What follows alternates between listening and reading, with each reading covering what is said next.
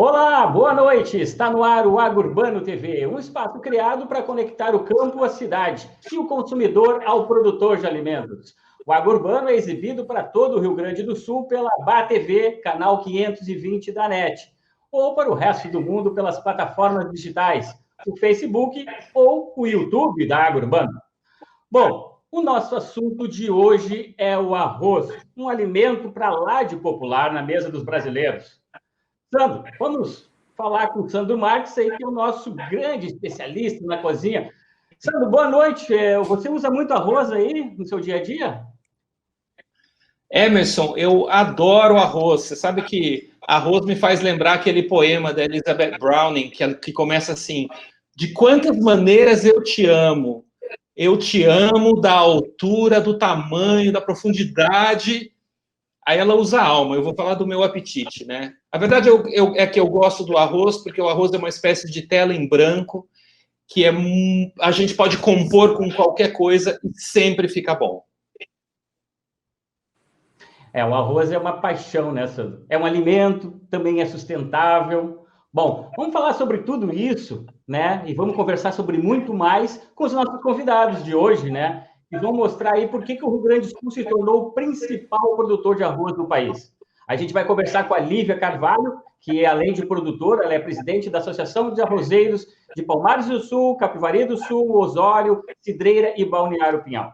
Também vamos conversar com Paulo Branco, que ele é diretor do Instituto Fronteiras do Desenvolvimento, que promove ações de regeneração de ecossistemas. Bom, fica aí, o AgroUrbano está no ar.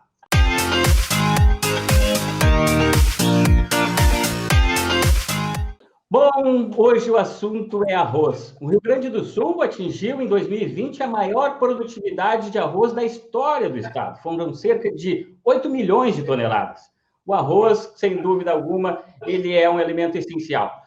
Antes da gente começar essa conversa com os nossos convidados, que vão falar sobre tudo isso que a gente está destacando aqui, vamos ver com o Sandro Marques o que ele preparou hoje para temperar o nosso programa.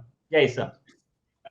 Emerson, eu vou fazer hoje um bolo usando farinha de arroz. Essa produtividade toda do arroz no Brasil e no Rio Grande do Sul fez com que a gente olhasse para outras possibilidades, né? Então eu vou fazer um bolo que, olha só, ele mistura farinha de arroz com polvilho azedo, que é uma outra farinha super brasileira. E o que é legal, como eu dizia, é que ele é uma tela em branco, porque você pode acrescentar depois todo tipo de sabor. Eu vou colocar abobrinha picada, orégano e um pouquinho de queijo, que vai dar aquele sabor especial para o bolo. Eu já vou começar a fazer enquanto você começa a pergunta com os nossos convidados, porque até o final do programa eu preciso ter esse bolo assado. E só queria lembrar a todo mundo que é só se inscrever no canal do AgroUrbano no YouTube, porque todas as receitas ficam lá. E vale a pena, tem cada coisa diferente, né? A gente já falou sobre noz pecan, já falamos sobre a questão do trigo, bom, enfim, são vários tipos de receitas que estão lá bem saborosas, tudo no canal da AgroUrbano. Bueno, vamos conversar então com a Lívia, né? Que ela é produtora rural, né? E também a presidente da Associação de Produtores na região do Litoral Norte. Lívia, eu sei que vocês têm um trabalho muito bacana em relação às práticas ambientais, mas já que o Sandro falou aí na receita, né, que vai trazer até em relação, buscando a diversidade do arroz, eu queria que tu começasse por aí, então, falando um pouco desse trabalho que vocês fazem também em relação a toda essa questão da diversidade, né, de aplicação do arroz e também da farinha, né, que vocês usam. Boa noite, obrigado pela sua presença. Boa noite, obrigado pelo convite. Primeiramente, ressaltar que é muito importante a gente falar dessa questão da sustentabilidade ambiental. É um ponto que eu gosto muito, que eu pratico muito dentro da minha propriedade. O produtor, ele necessita do meio ambiente. Dizer que o produtor, ele vai destruir o meio ambiente, o produtor não pode destruir aquilo que ele precisa para produzir, né? Cada vez que ocorrem esses fenômenos naturais, eles acabam impactando de forma direta a produtividade, né? Seja pelo atraso, seja pela baixa produtividade do teu produto na tua lavoura. Então, nós precisamos ter práticas ambientais importantes, né? Cuidar do nosso meio ambiente, cuidar do nosso planeta, que é onde a gente vive e é muito importante para todos nós. O produtor, ele tem uma alta fiscalização nas suas ações dentro da sua lavoura, da implantação da sua lavoura, né? Sendo essa fiscalização pelos órgãos, né, que nos fiscalizam, sejam a Secretaria do Meio Ambiente, a FEPAM, a PATRAN, e o produtor ele tem que ter uma série de cuidados com o meio ambiente para produzir o seu produto da forma correta. E eu acho que não existe forma de tu produzir sem tu ir cada vez mais modificando, transformando e tendo um selo no teu produto. Mesmo que eu seja produtora de arroz em casca, este meu produto, vamos dizer assim, ele mostra a minha propriedade. O que eu estou fazendo dentro da minha propriedade e o que eu estou fazendo de certo, de correto. Né? Então, nós temos, assim, recebimento do óleo. A gente utiliza o óleo nos tratores, nas colheitadeiras e tudo mais. Esse óleo, depois ele é entregue, ele é vendido, né? Nós recebemos uma recibagem de que esse óleo foi entregue, foi vendido. As embalagens vazias, elas são também entregues e nós recebemos essa recibagem. A partir do momento que nós lavamos um trator, uma colheitadeira, nós temos que ter rampas de lavagem desse trator e dessas colheitadeiras e todo outro maquinário, e tem que ter um escoamento da água que foi utilizado para aquilo não contaminar o solo, né? São bacias de contenção. Tem bacias de contenção também para o óleo diesel, né? Então, é uma série... Os insumos, eles são colocados em locais previamente... onde a gente tem que, corretos, né, que a gente tem que colocar, defensivos agrícolas também tem um lugar para se colocar. Quando eles ficam vazios, eles vão ir para outro lugar, depois eles têm 3 lavagens, são entregues, nós recebemos recibagem dessa entrega, isso no caso dos produtores em si. Tem coisas que, infelizmente, a gente não tem ainda como resolver, mas a associação, eu acabei fazendo um projeto em 2017, que foi um projeto que foi o que a gente conseguiu fazer com os filtros. Oi.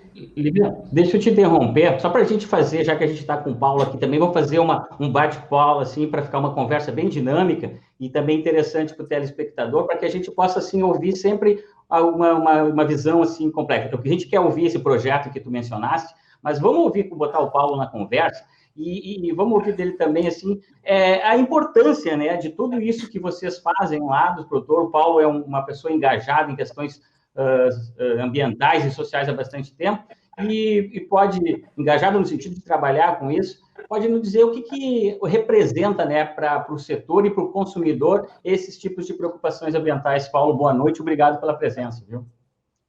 Boa noite, Emerson. Boa noite, Sandro, Lívia, toda a turma que está aí nos acompanhando, nos assistindo. Um prazer estar aqui com vocês. Obrigado pelo convite. É uma alegria ver esse depoimento da Lívia. Para quem está nessa agenda aí há algum tempo, eu estou nesse tema há mais ou menos uns 25 anos e exatamente nessa interseção entre as questões socioambientais, eu ampliaria então um pouquinho a agenda, além da temática ambiental, também a temática social, a interface dessa agenda, que eu gosto de chamar socioambiental, com a agenda econômica, a agenda de negócios. E eu queria partir de uma frase que a Lívia usou, que eu gosto muito, quando ela diz que o produtor necessita do meio ambiente, né? Quem está no campo, quem está nas cadeias produtivas ligadas à atividade agrícola, sabe muito bem o que isso significa, por vários aspectos. O produtor precisa do meio ambiente, em primeiro lugar, para manter a sua propriedade em equilíbrio, né, Lívia? Para poder garantir o que na ciência são chamados dos serviços ecossistêmicos. Por exemplo, quando a gente tem uma abelha fazendo uma polinização de flores, isso é chamado um serviço ecossistêmico, a natureza provê isso. Por que é importante para o agricultor? Porque isso vai garantir germinação, produtividade da lavoura, etc. Quando o agricultor busca, persegue, faz um esforço para manter mata na beira dos rios, as chamadas matas ciliares, isso está diretamente relacionado a um outro importantíssimo serviço do ecossistema, que é o controle de erosão, evitar o assoreamento do rio. E por que isso é importante para a propriedade? Vai prover água, vai trazer o microclima adequado, com mais umidade e tal. Então, em primeiro lugar, é muito importante essas práticas que a Lívia comenta, porque isso contribui para uma propriedade mais equilibrada. Se a propriedade está mais equilibrada, começam a vir consequências econômicas dessas práticas. Por exemplo, ter menos necessidade de trazer insumos externos à propriedade para tentar corrigir esses desequilíbrios, como os insumos químicos, os defensivos químicos, etc. Uma propriedade mais equilibrada, ou seja, uma propriedade que opera em mais integração, em mais harmonia com o meio ambiente, ela traz ganhos econômicos, não só na produtividade, como a Lívia comentou, mas também, isso é muito importante hoje em dia, por isso eu admiro o relato da Lívia, na atração de clientes e consumidores, cada vez mais ligados com a qualidade do produto, com a origem da matéria-prima. E só, Sandro, um outro ponto que, sem dúvida nenhuma, está no radar da Lívia. Essas práticas são decisivas também para o acesso a capital, para o acesso a dinheiro. Hoje, quando um produtor vai buscar recurso em bancos, em qualquer fonte financiadora, são essas perguntas que vão fazer para ele. Destino do óleo, e a Lívia falou, bacias de contenção, etc. As práticas, segurança dos trabalhadores, bem-estar dos trabalhadores, redução das desigualdades através da geração de renda. Então, é uma equação ambiental, social e econômica que precisa ser trabalhada, e é o que o relato da Lívia traz, e me empolga muito ver essa produção de arroz com essas características, portanto, antenadíssima com o século XXI, né? Eu diria. Que legal, Paulo. Queria aproveitar que você falou de século XXI para te fazer uma pergunta, porque você está nessa jornada há pelo menos 2 décadas, que eu saiba, ou que eu me lembre. E eu acho que você acompanhou uma evolução, né? Há 20 anos atrás,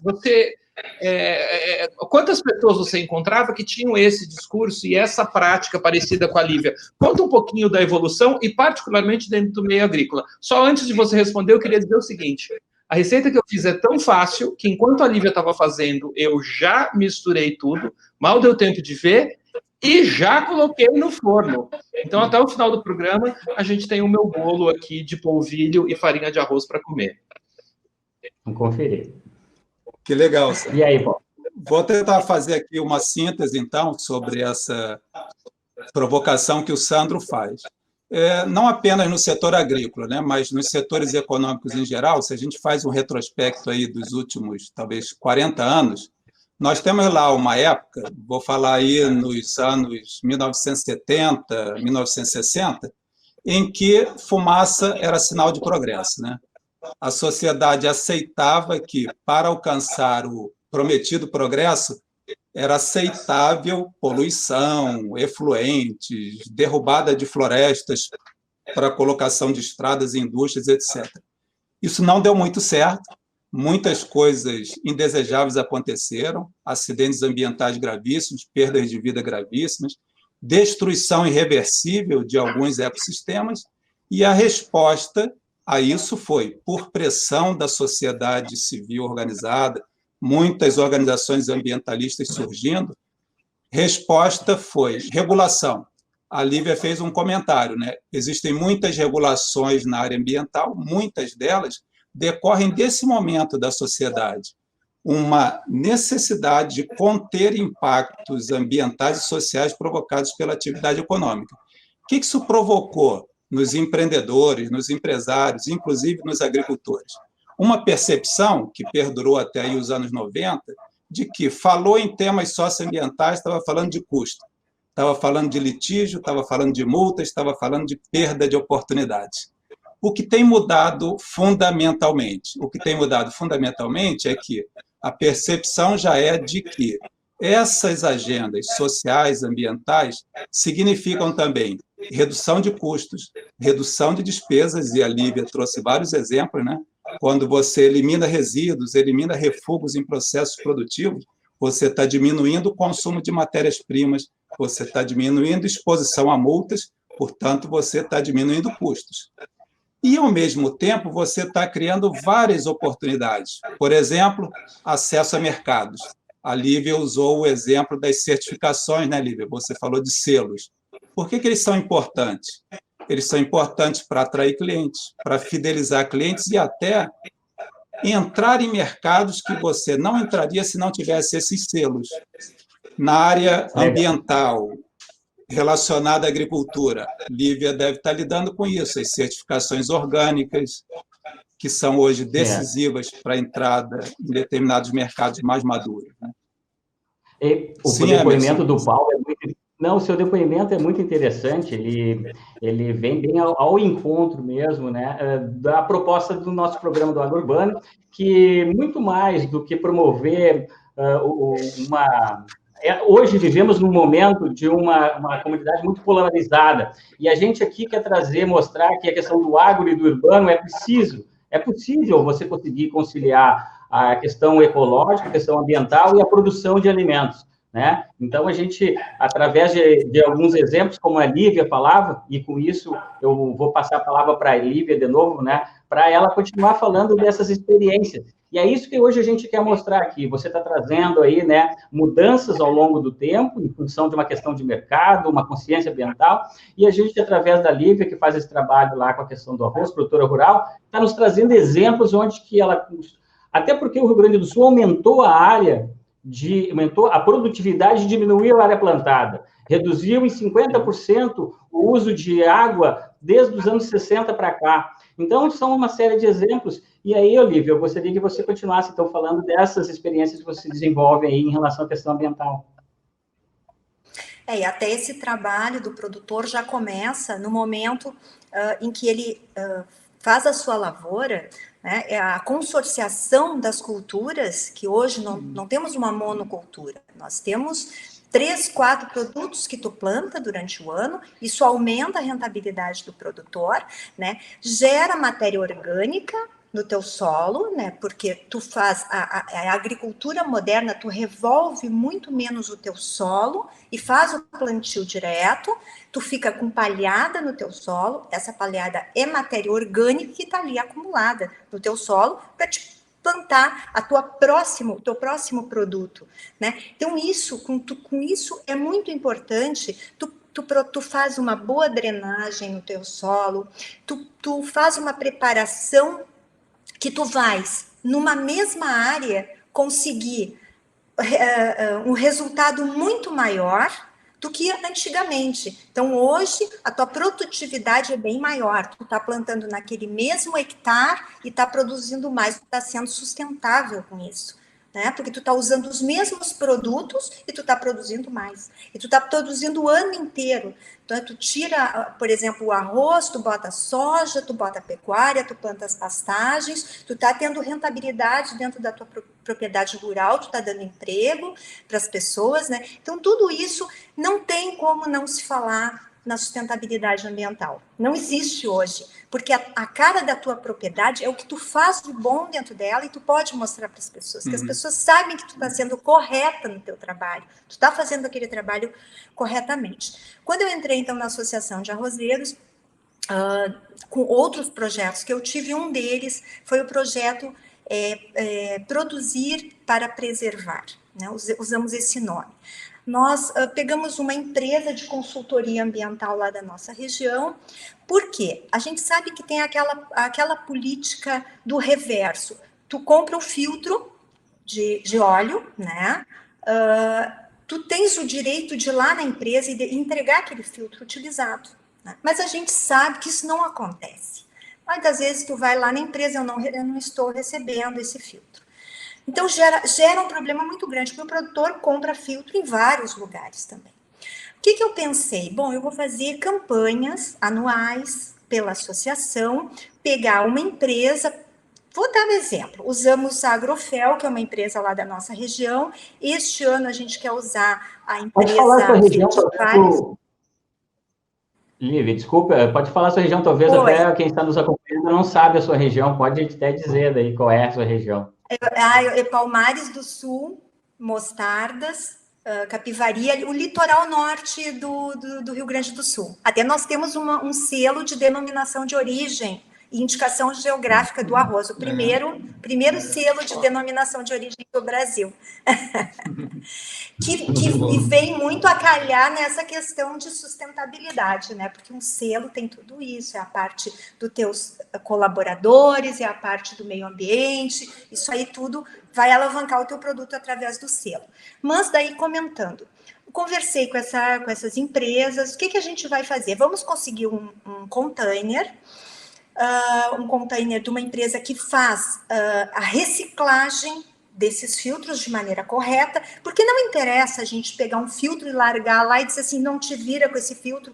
Não, eu quero saber para onde esse filtro vai e eu quero saber se ele vai ter a finalidade que eu quero, ou seja, né, ele ecologicamente ele ser desmanchado e ser tratado e a gente resolver todas essas questões. E aí conseguimos a empresa, colocamos esse container lá, essa empresa ambiental, eles conversaram com a FEPAM, viram todos os itens que teriam que ser seguidos para o produtor chegar lá, entregar os seus filtros e receber um documento de que ele estava entregando aqueles filtros e, posteriormente, ele poder usar esse documento numa vistoria da FEPAM, da PATRAN, que seja na sua propriedade rural. E o que aconteceu? Foi muito bom, foi uma experiência ótima, assim, que nós conseguimos tirar do meio ambiente 600 filtros. Os produtores iam lá, 20, 30, 40 filtros, depositavam nos containers e eles ganhavam a sua recibagem, né? Passou aquele ano, a gente acabou não fazendo, esse ano os produtores estão me ligando, porque eles querem levar os seus filtros. Então, deu todo esse problema da Covid, mas tão logo terminar, nós vamos fazer de novo a campanha, que eu estou bem empolgada de fazer essa campanha, quero chamar a Patran para fazer uma palestra, alguém da FEPAM também, porque a gente tem que ensinar, não adianta só ir lá e multar o produtor, vamos ensinar como é que tem, porque ninguém vai se negar a fazer o melhor que ele pode fazer, porque quem produz ama produzir, como eu. Então a gente quer bem produzir, né? Isso é importante. As pessoas olharem, eu quero comprar o teu arroz, porque eu sei que tu trabalha dessa forma. Isso é muito importante. Eu e o Paulo, a gente tem um amigo em comum, uma amiga que dizia o seguinte, que sustentabilidade não depende do tamanho do bolso, depende do tamanho da cabeça. Né? Porque muita gente coloca uma fronteira, não dá o container. Eu estou pegando o exemplo do que você contou do container, o processo que estava montado não estava funcionando. Mas aí você foi lá, articulou com um monte de gente e conseguiu encontrar um jeito de fazer. Então, depende da cabeça e não do bolso, né? Ô, Sandro, Lívia, queria aproveitar a sua fala, que o exemplo é muito legal e esse complemento do Sandro traz aqui algumas ideias, que o seu exemplo mostra o quanto um olhar de negócio, um olhar estratégico, um olhar voltado para transformar a realidade, olha para uma aparente barreira e transforma aquilo numa oportunidade, né? O que muitos veriam na legislação um impedimento, você fez o quê? Viu aquilo como algo que desencadeou melhoria de processos, desencadeou ganhos de oportunidade, e você ainda foi além, influenciando outros atores, outros produtores a aderirem àquela prática. E é justamente isso que a gente espera de uma boa política pública no campo da sustentabilidade, que ela faça sentido para o produtor, que ela faça sentido para qualquer agente econômico, né? A ponto de ser vista como algo que traz mais eficiência, algo que traz mais oportunidade, algo que a gente quer fazer, e ao fazer tem ganhos de várias naturezas, e ao ter ganhos, a gente quer que outros façam. E a gente começa a exercer o que eu gosto de chamar de influência social, né? Que é o que você vem fazendo na sua região que é belíssimo, e é o que dá escala a essas boas práticas, né? Não adianta você ser uma ilha de excelência na sua propriedade rural. É importante que o seu entorno, né, também tenha esse mesmo objetivo, que vocês comunguem objetivos comuns. O que adianta você proteger a sua beira de rio se lá na frente alguém não o faz, né? O rio vai chegar poluído lá embaixo. Então, é um excelente exemplo de como legislação desencadeia boas práticas e que traz ganho para o produtor e para toda a comunidade, né? Exemplos de sustentabilidade produtiva e também do negócio, né? Porque eu ouço muito dos produtores, né? E das pessoas dizer que a sustentabilidade tem que estar também na produção e no negócio. Quando as duas coisas acontecem, é muito mais fácil de ir para frente, né? O papo está muito legal, mas a gente vai dar uma paradinha rápida para a gente conferir umas dicas em relação à questão do azeite. A gente tem o quadro aqui, Um Rio de Azeite, onde o Sandro Marques sempre traz alguma novidade. Então, chegou o momento, é rapidinho, a gente já volta com o segundo bloco do Agro Urbano. Fica aí, a gente já volta.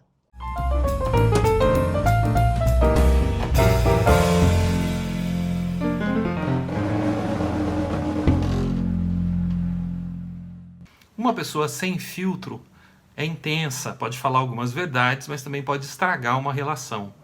Um azeite não filtrado é mais intenso no sabor, mas as micropartículas vegetais que estão em suspensão vão justamente acelerar a sua degradação. Por isso, se você comprar um azeite não filtrado, lembre-se que ele tem que ser consumido ainda mais rápido do que os azeites filtrados. Conheça os azeites brasileiros, valorize os produtos regionais. E na hora de finalizar seu prato, não se esqueça, não precisa ser um fio, pode ser um rio de azeite.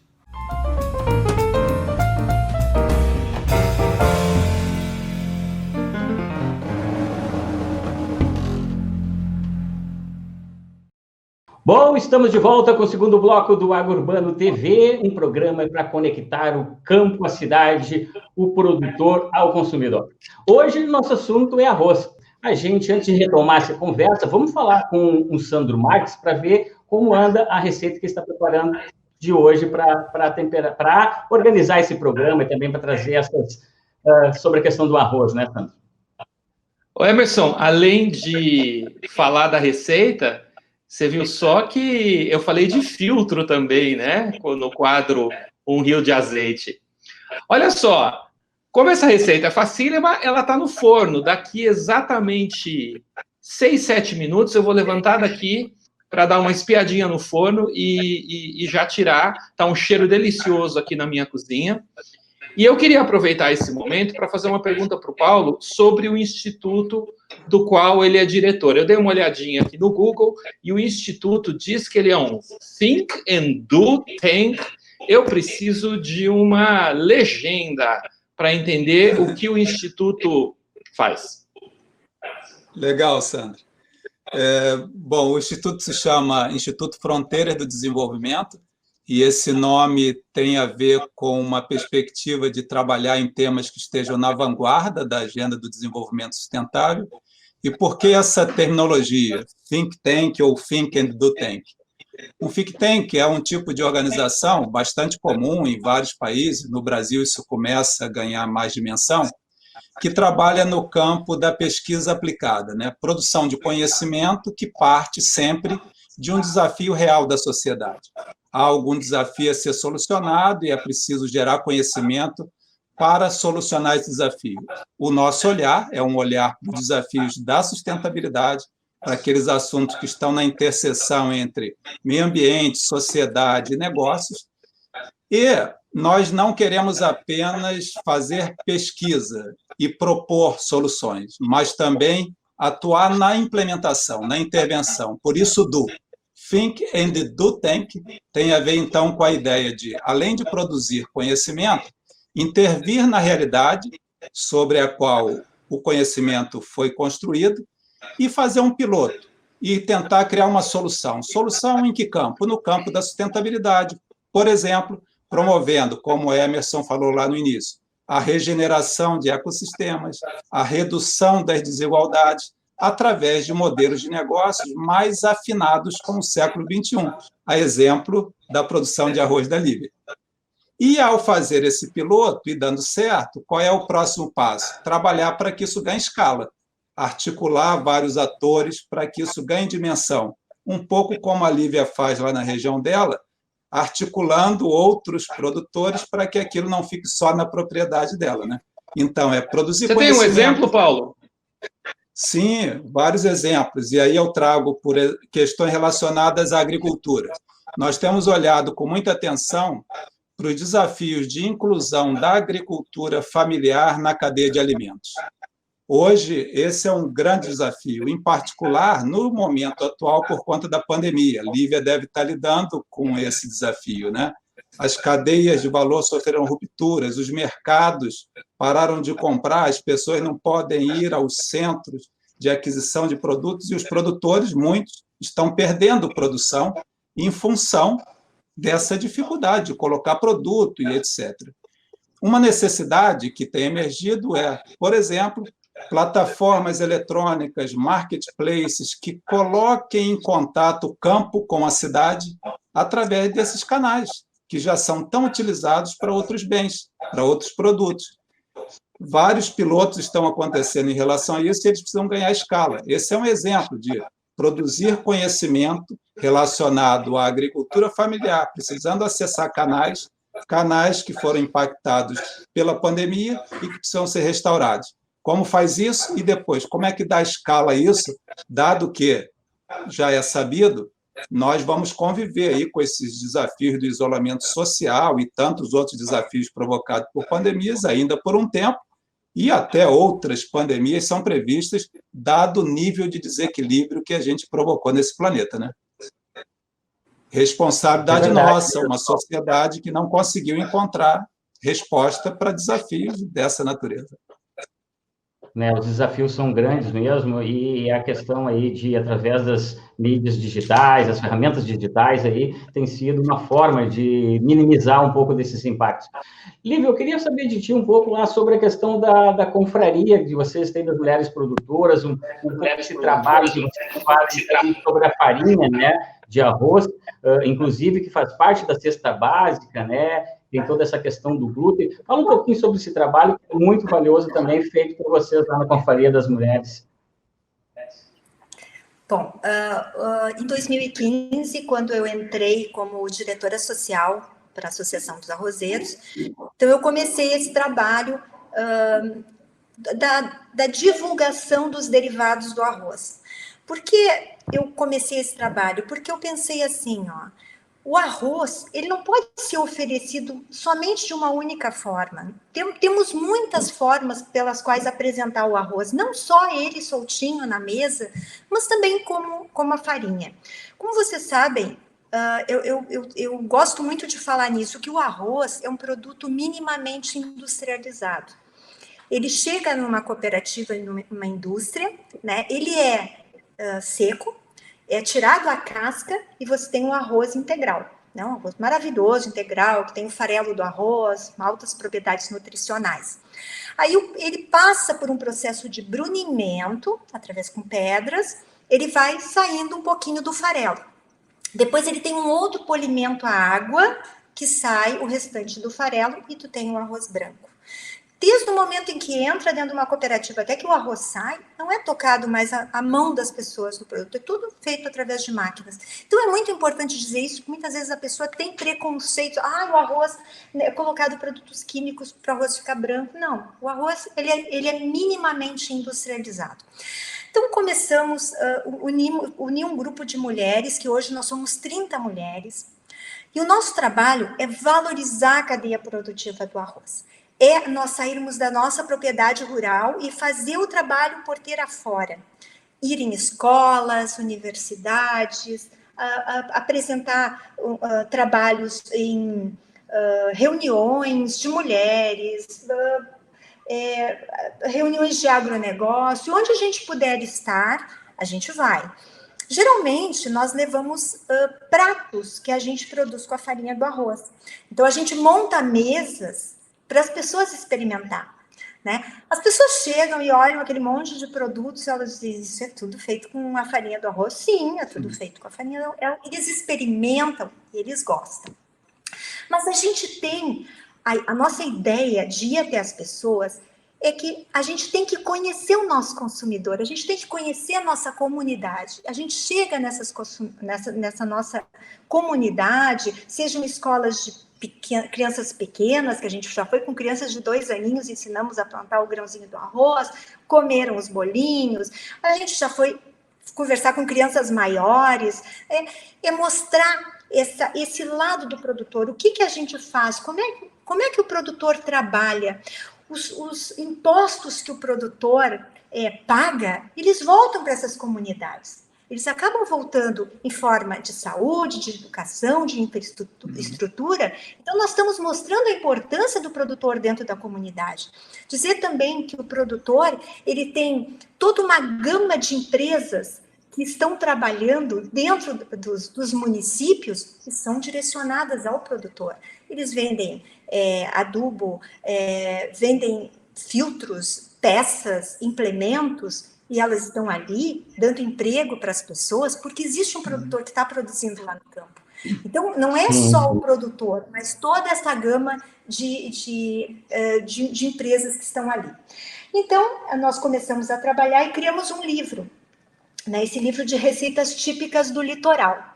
Então, esse livro é um livro muito simples, né? A gente nunca pensou em fazer uma coisa muito apurada. Mas qual era a nossa ideia em fazer esse livro? Em que a gente conseguisse ensinar as pessoas e fossem receitas simples, receitas de baixo custo. Por quê? Tu tá lá no interior e aí tu vai pegar um produto que não existe. Então, a gente tem que ensinar de uma forma facilitada, porque não é a pessoa chegar, no primeiro momento, ela vai conseguir fazer o produto. Então, nós temos que tirar todo aquele preconceito que existe, porque a pessoa está acostumada a trabalhar com trigo, agora vai trabalhar com a farinha do arroz. Ela é diferente, com certeza. Então, a maneira de tu trabalhar vai ter que ser diferente. Então, é isso que a gente ensina às pessoas. A gente vai em escolas, ensina as merendeiras. E o que a gente usa quando a gente vai numa escola? A gente usa o material que eles têm, o acesso que eles têm àquele material. Não adianta levar outras coisas que elas nunca vão poder usar. A gente usa o feijão, faz bolo de feijão com arroz, faz bolo de laranja, bolo de limão. Então, é uma parte que a gente se doa como produtor de levar um pouquinho do nosso trabalho como produtor e, da mesma forma, ensinar a trabalhar com esse derivado, esse coproduto do arroz, que é a farinha. Poxa, que legal isso, que legal. Não, essa história de envolver as crianças, que é sempre fundamental, né? É sempre fundamental. É até uma coisa que eu queria ouvir do Paulo também, de novo, dentro dessa experiência ampla que ele viu o crescimento da educação sobre sustentabilidade no Brasil, o quanto ele vê de mudança diretamente na educação, nas práticas educacionais para as novas gerações que estão vindo. Dá para ter esperança, Paulo? Não tenho dúvida, Sandro. Acho que essa é uma das esperanças da qual a gente não deve abrir mão. Sim, as próximas gerações vêm mudando bastante em termos de valores relacionados à sustentabilidade e, felizmente, serão eles os futuros tomadores de decisão, né? A gente tem percebido já nitidamente, na medida em que as novas gerações chegam em posições de tomada de decisão, a sustentabilidade tende a estar mais refletida. E aí eu gosto muito disso que a Lívia traz, porque traz a dimensão não só das tomadas de decisão no mundo privado, né? Um empreendedor, que pode ser um agricultor, um executivo ou executiva dentro de uma organização, mas também o tomador de decisão no âmbito das políticas públicas, né? Então, veja que coisa bacana, esse caso que a Lívia traz, de produtores rurais num esforço de educação do consumidor, para que ele utilize a comida de verdade, que é a comida minimamente processada, né? E olha que importante se, do outro lado, numa cadeira de tomada de decisão no campo das políticas públicas, estão lá pessoas fazendo avançar, por exemplo, o PNAE, o Programa Nacional de Alimentação Escolar, da merenda escolar, que orienta que se compre de próximo do município, que se compre produtos que tenham a ver com a cultura local. Isso é o que precisa ser feito. Quando muitas vezes o que acontece é comprar produtos desconectados da cultura da região, produtos ultraprocessados que são diretamente associados à obesidade e a tantas outras questões como diabetes, coisas relevantes, importantes, que também, usando o raciocínio da Lívia, irão impactar na saúde pública. Vai ser custo para toda a nossa sociedade uma população mal alimentada. Então, veja quanta conexão, né, a gente pode fazer a partir da atividade de um agricultor que, além de ter boas práticas ambientais, e o exemplo da Lívia traz isso, também se empenha em educar o consumidor para fazer uso da comida de verdade. Isso tudo é ainda alavancado por políticas públicas consistentes, é para essa direção que a gente quer ir. Então, é nesse tipo de coisa, Sandro, que trabalha um think tank, em pensar nessas coisas articuladas entre si e fazer com que elas ganhem escala, dimensão e contribuam para mais pessoas. Aqui em casa a gente tem um eat tank, entendeu? Então é outra coisa. Tu estavas falando Deixa eu também da perguntar questão da agricultura. Ah, sim. Não, pois não, Lívia. Pois não, eu ia te Vai perguntar, frente. é só que a gente... Da ou agricultura às vezes familiar. Trombamos todo daí- mundo. Vamos lá. O Emerson tem uma pergunta para a Lívia. Eu vou fazer uma pergunta para a Lívia, porque a ideia, assim, como eu disse, assim, é a gente ir pipocando os assuntos, porque senão a gente passa o programa e a gente fica só numa temática, né? E tem tanta coisa boa para falar, a gente ainda tem que falar um pouco sobre a farinha, né, do arroz, que é bem bacana, mas, seguindo na linha do que o Paulo estava falando, que o produtor hoje tem que ter essas preocupações ambientais, também há tempo para ter preocupações sociais, ao qual a Lívia comentou agora, nesse programa de até de educação, né? Mas eu queria saber da Lívia um pouco sobre a ótica do produtor. Traz um pouquinho do panorama aí da sua região, por exemplo, da sua atividade. A gente acompanha também que o produtor de arroz, ele sempre traz para a sociedade o alto custo de produção que tem a atividade, né? Então, eu gostaria de ver como vocês mantêm sustentável economicamente também a atividade de produtor rural. Este ano, por exemplo, né, foi um ano de diminuição de área. Né? O produtor teve que diminuir a área, porque teve muitas pessoas que tiveram que sair do mercado, né, sair da produção, porque realmente os valores que o produtor recebia estavam abaixo do seu custo de produção. Para o produtor conseguir sobreviver na produção, o preço que é pago pela sua saca tem que estar acima de R$50. Se estiver abaixo, ele está empatando, ele está perdendo, porque o custo de uma lavoura de arroz é bastante onerosa. A gente teve uma época, uns alunos da URGS que tiveram lá, nós mostramos a propriedade, eles ficaram apavorados com o trabalho que se tem para produzir o arroz. O arroz é um produto que realmente ele dá bastante trabalho para produzir. Então, este ano é um ano bom, que teve um aumento de preço, teve menos produção, nós estamos exportando bastante, né? Chegamos a quase 1 milhão de toneladas no primeiro semestre, estamos acreditando que vamos exportar mais uns 2 milhões de toneladas, né? Porque o dólar está alto e está favorecendo. Num panorama em que o dólar não esteja alto, nós temos que nos voltar para o mercado interno, né? E aí nós temos competitividade com os países do Mercosul, que isto é um grande problema que impactou o produtor de arroz durante muito tempo. Porque o que ocorre? Nesses países do Mercosul, o custo de produção deles é baixo. E quando eles entram com o seu produto para vender dentro do Brasil, eles têm diferimento de ICMS. Então, sai bem mais barato o arroz que entra. Mas o que ocorre? Quando a gente dá preferência para um produto que vem de fora e não dá preferência para um produto do produtor que é nacional, que ele está produzindo, tem a sua família estruturada, tá? A família ali tem colaboradores que estão trabalhando, estão gerando ICMS, estão trazendo todos esses benefícios para dentro do seu município, para dentro do seu estado. O que acontece? Os produtores acabam saindo da profissão, acabam largando a produção, porque realmente sustentar uma lavoura, qualquer que seja, com uma competição ferrenha dessa forma, evidentemente que o produtor nacional é que está perdendo, né? Então, isso é uma coisa que a gente tem que analisar e tem que ver, e tem que mudar certas, né? Tem que haver uma mudança nesse sentido, desses produtos que entram, não que eu não sou contra a exportação, porque nós estamos exportando, né? Mas não pode ser em detrimento do produtor que produz dentro do país, né? Com certeza não pode. Muito interessante, Lívia, você traz aí desafios. Sim, eu estou assim, encantado com o relato da Lívia, porque ele traz muita concretude, né, para desafios que a gente vê hoje nessa conjugação entre a agenda da sustentabilidade e a agenda econômica, no sentido de viabilizar a atividade no campo, né?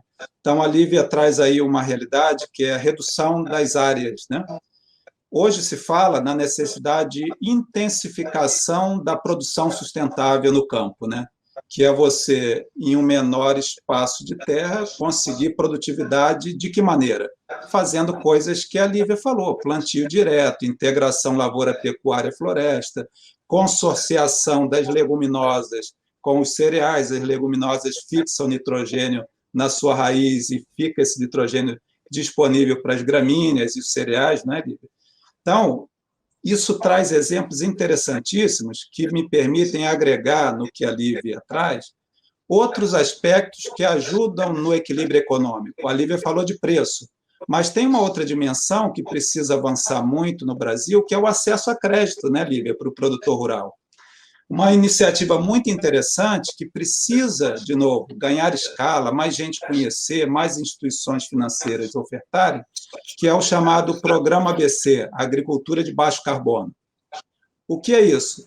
Linha de crédito para o produtor e, caso ele adote técnicas como as que a Lívia mencionou, plantio direto, usa palhada, integração lavoura-pecuária, ou seja, práticas agrícolas que contribuem para a sustentabilidade ambiental da propriedade, ele tem acesso a um dinheiro mais barato, ou seja, é um crédito mais acessível. Esse tipo de coisa, mais gente precisa saber que existe, mais bancos precisam ofertar, mais gerentes de banco precisam estar preparados para recomendar esse tipo de produto para o produtor. São gargalos que existem nesse produto financeiro no Brasil. Então, essa conjugação de coisas que precisa acontecer para viabilizar, tornar economicamente viável uma atividade econômica tão importante num país que tem o seu produto interno bruto tão vinculado, né, ao campo. Só que não pode mais ser qualquer produção no campo. A agricultura, a gente sabe, ela pode ser problema ou solução do ponto de vista das questões ambientais. E a agricultura geradora de problemas, essa está perdendo mercado. A modernidade hoje está em métodos produtivos como esses que a Lívia relata. São esses os métodos que trazem os ganhos e que permitem acesso ao mercado e a fidelização de consumidores cada vez mais antenados, né, Lívia, com esse tipo de prática. As pessoas querem saber de onde vem o produto, como ele é produzido, que história ele conta. Eu gostei muito, Lívia, quando você fala de ir para os lugares, falar sobre quem produz, né? É o que a gente chama de, tecnicamente, do storytelling, né? Contar a história sobre a origem. Isso que vai, por exemplo, me fazer tomar a decisão, não, eu quero o arroz da Lívia, e não aquele outro arroz. O arroz da Lívia, eu conheço a história. Portanto, eu estou disposto a pagar por ele, pela história dele, e por tudo que ele causa de positivo lá na região onde a Lívia mora. Exatamente, as pessoas não compram só uma commodity, né? As pessoas compram aquilo que está por trás, e cada vez mais as pessoas têm interesse em produtos que não sejam anônimos, em produtos que tenham cara, rosto por trás, que tenham um produtor por trás. Isso também é um fator de diferenciação no mercado. É verdade. Lívia, olha só, a gente comentava agora há pouco sobre a confraria das mulheres produtoras que você tem lá, desse trabalho que vocês falam, sobre a questão da diversificação. Fala um pouco mais, eu sei que você tem um conhecimento bem profundo aí sobre a questão da farinha do arroz. Você já tem um mercado já sendo consolidado? Em que tipo de mercado ela é? E onde que está sendo mais produzido mesmo essa questão? Conta um pouco como é que se passa por trás disso. Nós temos um trabalho feito pela associação que conseguiu, em 2017, colocar a farinha de arroz na cesta básica do Estado, com redução de alíquota de 12% para 7%. E agora, este ano, conseguimos colocar a farinha do arroz e os alimentos sem glúten na merenda escolar do Estado. Foi um trabalho, né, de 2, 3 anos, a gente brigando, conversando, até agora, este último projeto, eu estive na Assembleia Legislativa, conversei com mais de 30 deputados, mostrando a necessidade de a gente, né, dar valorização para esse produto e atender essa gama de pessoas que querem uma alimentação sem glúten, uma alimentação sem lactose, porque o arroz, ele também é utilizado para fazer um leite de arroz, que serve aos veganos, às pessoas que não querem se alimentar com o leite de vaca. Então, todo esse trabalho que a gente vem fazendo, né, é uma coisa que vem de tempo em tempo, passando por, vamos dizer assim, não é dificuldades, mas a gente vem se aperfeiçoando, a gente vem se melhorando para efetivamente conseguir, né, colocar esse produto, por exemplo, na merenda escolar dos municípios, através do que o Paulo estava falando da agricultura familiar, né? Foi o nosso primeiro projeto, esse projeto da agricultura familiar, que eu fiz um pedido na Expo Inter em 2016, para conseguir para o município de Palmares do Sul uma máquina, um moinho que produzisse a farinha do arroz e uma empacotadora, né? Estamos com esse projeto ainda, esse projeto teve empenhado, nós não conseguimos trazer ainda, mas eu já estou com uma outra empresa que quer receber, que tem agricultura, tem 70% de agricultura familiar, e nós queremos fazer o quê? Nós queremos, então, com este produto produzido pelos produtores familiares de toda a região, colocar este produto dentro da merenda escolar. Não só a farinha do arroz, mas o arroz do produtor familiar, porque existe uma brecha, né, dentro das compras do município, que até 40% pode ser adquirida da agricultura familiar, só que muitas vezes não tem produto.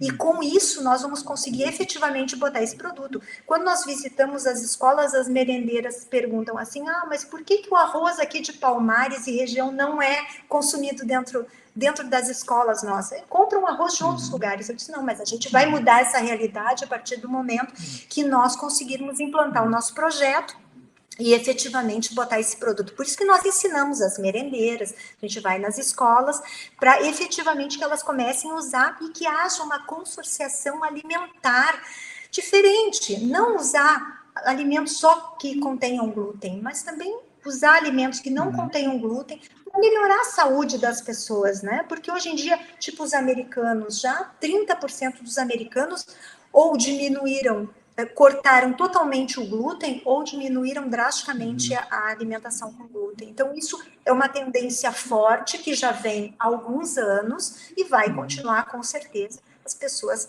fazendo essa diminuição e colocando outros produtos na sua alimentação. Lívia, essa tendência, eu não sei se já chegou a todas as casas brasileiras, mas lá na cozinha do Sandro já chegou, né, Sandro? Tem aí? Não, vocês viram a fumacinha, né? Ó, olha aí. Oba! Tá vendo? Uau!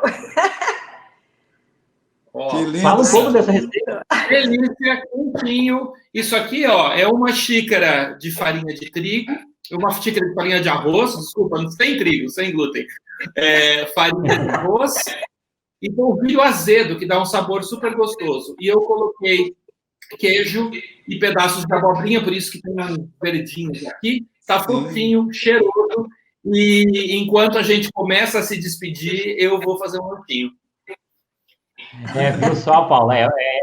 Quando a legal. conversa é boa, saborosa, no caso, né? Passa rápido. Então, eu gostaria que deixasse aí um recado final, também deixasse o site lá, né, do Instituto, para que quem quiser saber um pouco mais de informação, dê uma pesquisada lá. Por favor, boa noite, muito obrigado pela presença. Que legal, Emerson. Um prazer enorme estar aqui, um prazer enorme dividir essa conversa com o Sandro, com Lívia. Lívia traz aqui uma concretude, uma materialidade, né? Uma coisa de quem está lá na ponta, no campo, fazendo acontecer isso que a gente na cidade sonha, espera, né? Então, muito obrigado, Lívia, pelo seu empenho, por tudo que você está fazendo acontecer aí na região. O site, Emerson, é o www.ifd.org.br. Então, o IFD é Instituto Fronteiras do Desenvolvimento, né? E o meu recado é dizer assim, a modernidade, o século XXI, do ponto de vista da agricultura, está nisso que pessoas como a Lívia estão fazendo. Está nesse desafio de integrar as questões socioambientais com a viabilidade econômica da propriedade. Essas coisas deixaram de ser antagônicas há muito tempo. É aí que está o futuro, é aí que está a modernidade, é isso que vai garantir, por exemplo, e é uma preocupação grande que eu tenho, Lívia, a fixação do jovem no campo. O jovem, vocês sabem disso, não quer ficar no campo, porque no campo não tem atrativo, não tem renda, não tem modernidade. Engano. Precisamos trabalhar essa noção de que a modernidade está no campo, está nas práticas sustentáveis da agricultura, está na conexão da tecnologia com a atividade agrícola, no smartphone, na agricultura de precisão, em tudo isso conectado. Essa é a modernidade. E nós precisamos muito, como sociedade, do produtor rural. É muito bom a gente falar sobre o produtor, falar sobre o que a gente faz dentro da nossa propriedade, pelo menos um pouquinho. Isso é muito compensador. Eu penso que se eu não tivesse hoje como ser produtor, eu nem sei o que eu seria, né? De tanto que eu gosto de produzir, de tanto que é prazeroso fazer o que eu faço e trabalhar dessa forma também dentro da porteira e fora da porteira. Nós temos, então, um grupo no Facebook, que é a Confraria do Arroz. Nós temos 7.000 membros. Nós trocamos receitas, todas testadas com a farinha do arroz, e com arroz cru, e arroz cozido, né? E tudo de uma forma muito simples, didática, receitas testadas, né? E a gente é muito feliz por ver as pessoas agradecerem aquelas receitas, porque são dadas, né? Este livro aqui também ele está à disposição por PDF, né? Nós não cobramos nada, o nosso trabalho é um trabalho social sem fins lucrativos, mas que nos dá muito prazer de fazer. Muito obrigado, Lívia, muito obrigado mesmo. Nós já estamos estourados. A gente volta na terça-feira que vem. Muito obrigado a todos. Obrigado a você que nos acompanhou. Obrigado, Sandro. Até terça-feira que vem. Vamos em frente.